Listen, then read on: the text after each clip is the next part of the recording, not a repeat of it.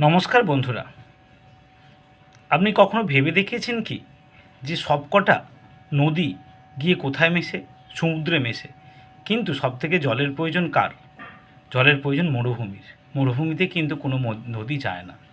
সেই রকম আমাদের মানুষের লাইফেও একই জিনিস ঘটে।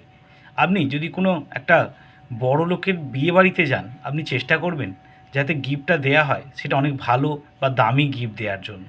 কিন্তু যখন আপনি রাস্তাঘাটে ভিখারিদের টাকা দেন, তখন ৳২, ৳৫, ৳১০ বেশি দেয় না। তাই যার চাহিদা আছে তাকে ভগবান দেয় না। কিন্তু যার কাছে অনেক আছে ভগবান তাকেই দেয়।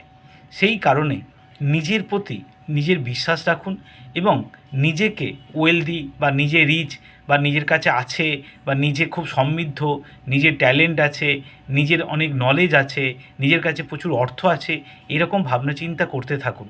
তাহলেই কিন্তু এই ভগবান, এই ইউনিভার্স আপনাকে প্রচুর প্রচুর অর্থ দেবে। আর যদি আপনি নিজে তার উল্টোটা ভাবেন, তাহলে কিন্তু আপনার থেকে অর্থ ছিনিয়ে নেবে। এই কথাটা অবশ্যই ভাববেন। ভালো থাকবেন, সুস্থ থাকবেন। নমস্কার।